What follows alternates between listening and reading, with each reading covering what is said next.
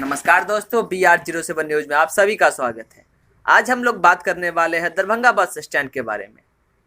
क्या स्थिति है दरभंगा बस स्टैंड की बारिश के मौसम में?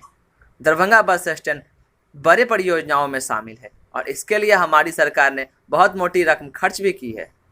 आखिर सच्चाई यही है या और कुछ? क्या लोगों को सुरक्षा मिल रही है या वह इस दरभंगा बस स्टैंड से खुश है या नाराज? इन सारी बातों को चर्चा हम करेंगे। देखिए पूरी खबर और देखिए किस तरह से दरभंगा बस स्टैंड का अभी क्या हाल है। दिल्ली मोड़ स्थित दरभंगा बस स्टैंड, जो कि पहले कैदराबाद में था, मगर जाम जैसी समस्याओं के निदान के लिए दरभंगा बस स्टैंड को दिल्ली मोड़ लाया गया। हम आपको बता दें, दरभंगा बस स्टैंड पर पैदल चलने के बारे में आप अगर सोच रहे हैं तो इसके लिए आपको बहुत सारे खड्डे ही मिलेंगे।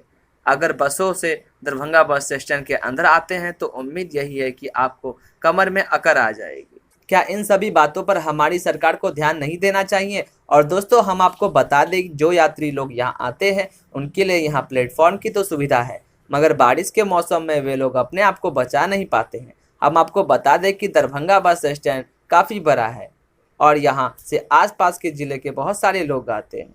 यहाँ दूर के भी बसों का परिचालन किया जाता है, जैसे झारखंड, नई दिल्ली और कोलकाता। मगर इन सब के बावजूद भी दरभंगा बस स्टैंड की हालत अभी तक नहीं सुधरी है।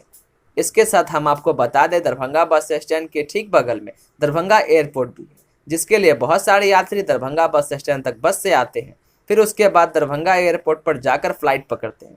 सोचने वाली बात यह है कि इतना कुछ योगदान है दरभंगा बस स्टैंड का, मगर क्या इसकी हालत को सुधारा नहीं जा सकता? थोड़ी सी बारिश होने पर यह तालाब में तब्दील हो जाते हैं।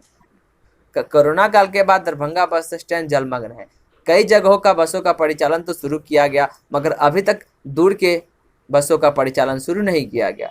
दरभंगा बस स्टैंड की हालत इसी साल से नहीं, बल्कि जब से दरभंगा स्टैंड बना है तब से बारिश के मौसम में इसी तरह के हालात देखने को मिलती है।